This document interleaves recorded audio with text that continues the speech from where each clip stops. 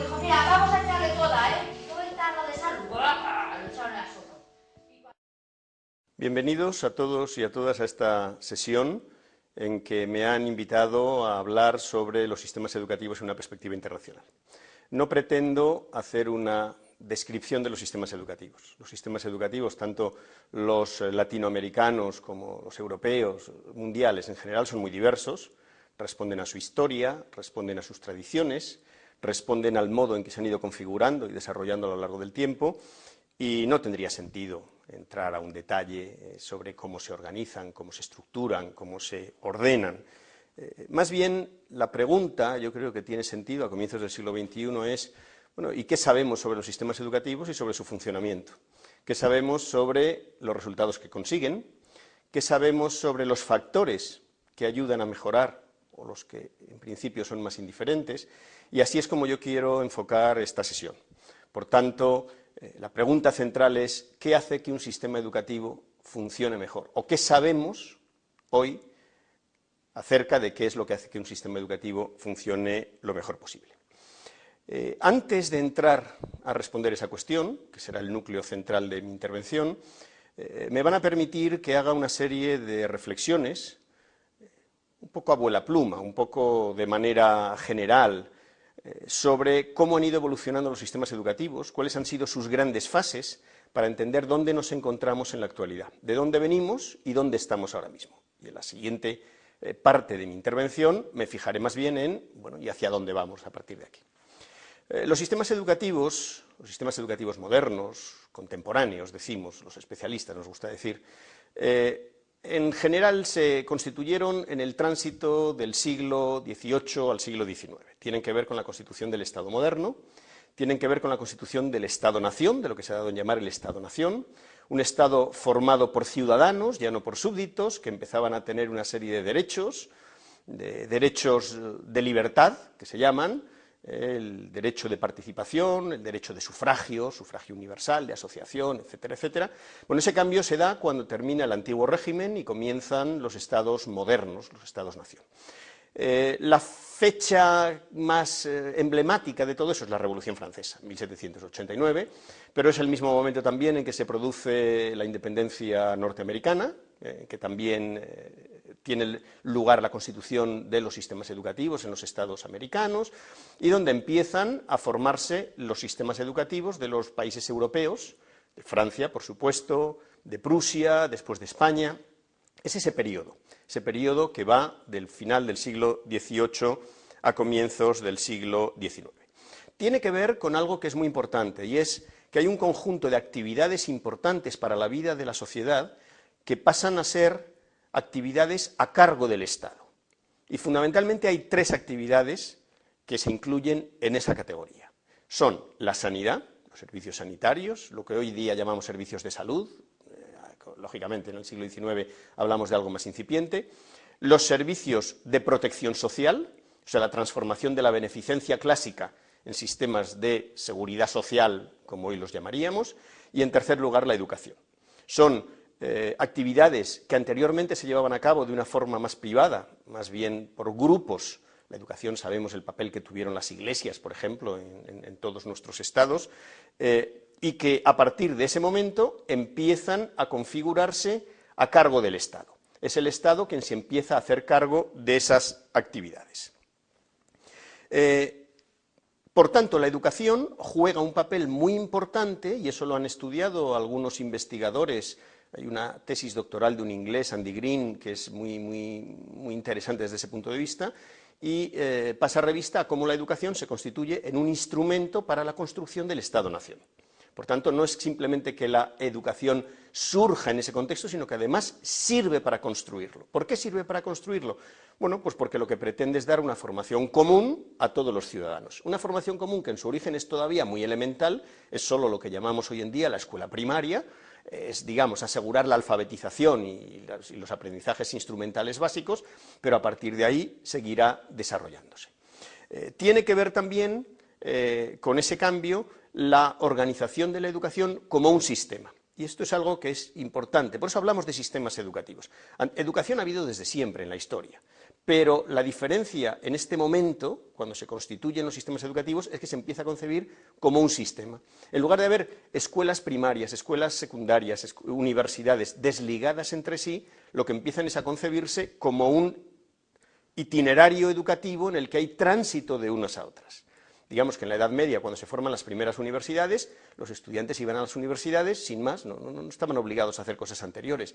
Como la enseñanza se daba en latín, que era la lengua propia de la universidad en la Edad Media, pues entonces se hicieron escuelas de latinidad para aprender latín, o lo que se llamaron escuelas de gramática. Es curioso que ese nombre todavía se conserva. Hoy en día, cuando se habla de las grammar school inglesas, el nombre viene de ahí. Son esas escuelas que se formaron con las primeras universidades para que los jóvenes que iban a ir a la universidad aprendieran las lenguas que tenían que utilizar en la universidad. Y, como digo, básicamente el latín. Bueno, entonces, en este momento que se constituyen los sistemas educativos, empieza a entenderse como una continuidad de unas etapas a otras, aunque todavía no como lo entendemos en la actualidad. Los sistemas educativos más antiguos, del siglo XIX, son sistemas que en general se llaman duales. Son sistemas que tienen como dos circuitos paralelos. Uno para las clases populares que van a la escuela primaria y cuando terminan todo lo más hacen una formación profesional, que ni siquiera se llamaba así, y otro para los que van a ser los cuadros dirigentes de la sociedad, que normalmente empieza accediendo a la educación secundaria y pasando a la universidad. Algunos de los que nos vean, y posiblemente algunos españoles que todavía hayan vivido en esa época, como yo viví, cuando uno hacía el bachillerato, no pasaba de la escuela primaria al bachillerato, sino que dejaba la escuela primaria antes, hacía un curso preparatorio, hacía un ingreso al bachillerato y llevaba una vía en paralelo a la otra. Si no terminaba la escuela primaria, no tenía continuidad en los otros niveles. Bueno, eso es el ejemplo más claro de un sistema dual. Esa es la primera fase, podríamos decir, de desarrollo de los sistemas educativos, cuando se configuran, cuando se constituyen. Y eso abarca, en buena medida, la mayor parte del siglo XIX. En el siglo XX, a comienzos del siglo XX, final del XIX y comienzos del XX, asistimos a lo que es el inicio de la segunda fase de desarrollo de los sistemas educativos, que es la fase de expansión de los sistemas educativos. Estamos hablando de un periodo en el cual los estados-nación se han ido consolidando, han ido configurando sus constituciones, han ido organizándose, han ido desarrollando sistemas de sufragio universal, primero sufragio censitario para los más ricos, luego solo para los varones y finalmente, a finales del siglo XIX, empieza a haber el sufragio femenino. En España es en 1933 la primera vez que las mujeres votan, pero en Nueva Zelanda, que es el país que más antiguo tiene el sufragio universal y también el sufragio femenino, es a finales del siglo XIX. Es el tránsito de lo que se llama el Estado liberal al Estado democrático, donde se entiende que el ciudadano tiene solamente libertad para hacer cosas frente al Estado, para organizarse de otro modo, y este es el momento en que se empieza a entender que no solo tiene derechos individuales, sino también lo que se dan a llamar derechos sociales. Y uno de esos derechos sociales más importantes es el derecho a la educación. O sea, ya no se trata solo de que haya un sistema educativo en el cual cada uno de los ciudadanos entra y va desarrollando sus actividades y va avanzando hasta donde termine, normalmente muchos terminan a los 10, 11, 12 años y otros siguen más adelante, sino que además ya se entiende que es un derecho a la educación. Por tanto, la obligatoriedad de la educación, que en muchos países empieza a desarrollarse a mediados del siglo XIX, en el siglo XX los estados se lo toman no solo como una declaración, sino como algo que deben llevar a la práctica. Uno de los primeros países que actúa en ese sentido es Francia, que a finales del siglo XIX ya, en la Tercera República, hace universal la educación primaria. Todos los niños y niñas franceses van a la escuela desde finales del siglo XIX. En otros países eso va a llegar mucho más tardíamente. En España, aunque la escolarización es obligatoria en un periodo más corto, lógicamente, que ahora, desde 1857, en realidad solo hemos conseguido que vayan a la escuela todos los que están incluidos en la educación obligatoria hace prácticamente 25 años. Por tanto, los periodos de hacer realidad el derecho a la educación pues han cambiado de unos países a otros, y hay países que todavía hoy no han conseguido que todos vayan a la escuela. Pero de algún modo la importancia que tiene esta segunda fase del desarrollo de los sistemas educativos es que la educación ya no es concebida solamente como una libertad y un sistema al cual deben integrarse los ciudadanos, sino que además tiene la fuerza de ser un derecho social que debe cumplirse.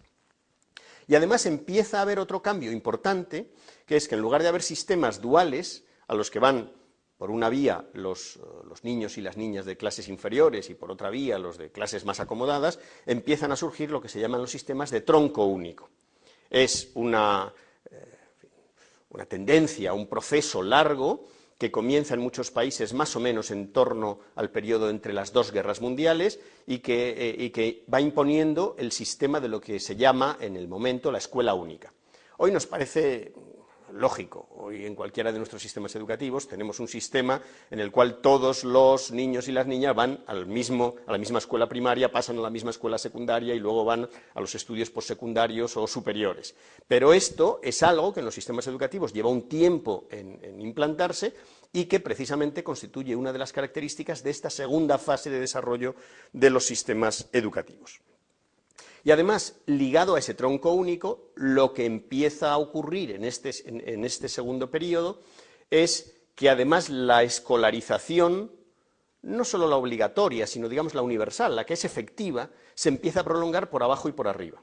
El sistema educativo, que era prácticamente una escuela primaria para unos y una escuela secundaria y universitaria para otros, empieza por abajo a desarrollarse la educación preescolar, infantil o como le llamemos, y cada vez empiezan a ir los niños y las niñas más temprano a instituciones educativas.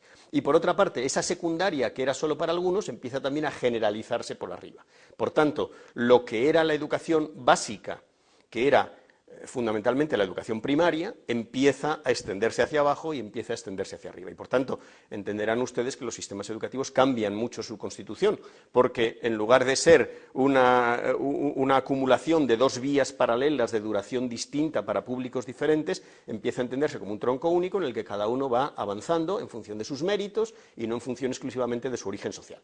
Por lo menos esa es la teoría. Luego, la práctica, eso lleva más tiempo hasta que se consigue, pero lógicamente la concepción del sistema cambia radicalmente con esa modificación. Por tanto, empieza a entenderse que la educación es algo para todos, y eso llegará en la época final ya del siglo XX, incluso a la aparición de lo que algunos han llamado la universidad de masas, que es, digamos, pues, la etapa superior universitaria, que era muy reducida y para muy pocos.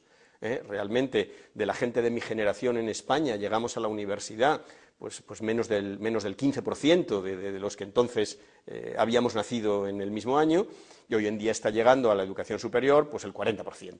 Es decir, que lógicamente eso ha hecho un cambio enorme en la propia concepción de la educación superior.